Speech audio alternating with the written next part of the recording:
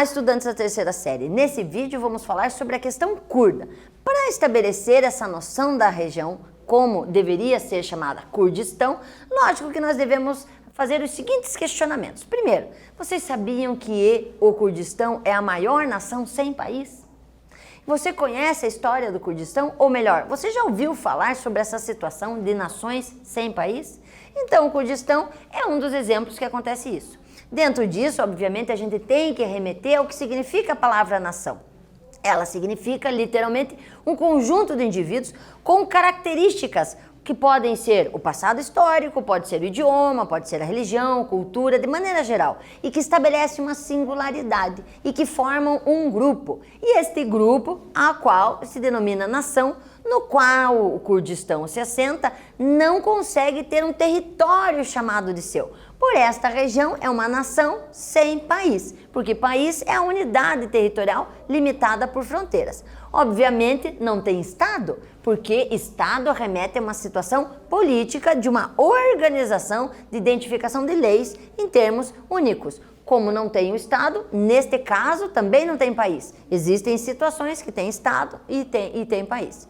Nessas situações, quais países estão inseridos? Nós vamos ter vários no seu entorno que têm seus territórios e que não aceitam esta inserção de mais um território, que obviamente faria com que eles perdessem o território. Então podemos citar alguns como Turquia, o Iraque, a Síria, a Armênia, e que logicamente em todo o seu entorno, e não é diferente nos curdos, estabelecem como a religião islâmica primordial e como sendo a religião islâmica observada dentro da característica do islamismo também falam o árabe.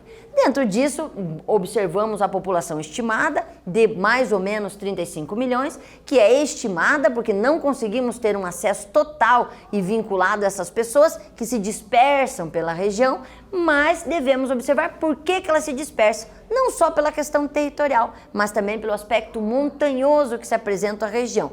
E nesse grupo, obviamente, deve ter várias formatações, mas que consolidam uma população unida em termos desse objetivo, que infelizmente em 1920 constou-se de um tratado no qual os países não aceitaram a colocação de uma nova identificação como sendo um país chamado Kurdistão.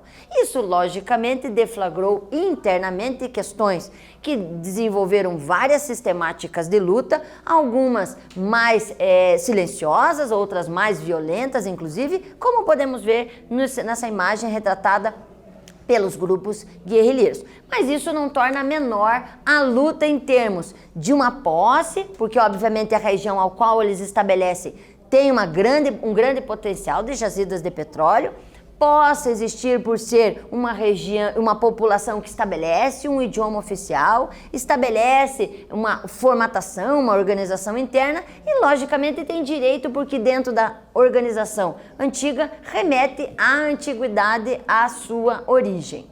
Lógico que isso também apresenta desvantagens. Dessas desvantagens nós temos a resistência dos países vizinhos, nós temos literalmente a noção de que esses países vizinhos vão perder território e ciente que na questão Oriente Médio nós temos muito a questão petróleo, a questão água, a questão terra muito forte, é complicado acontecer dentro dessa perspectiva. Nesse vídeo falamos sobre aspectos relacionados à questão curda, espero que vocês tenham gostado. Até breve.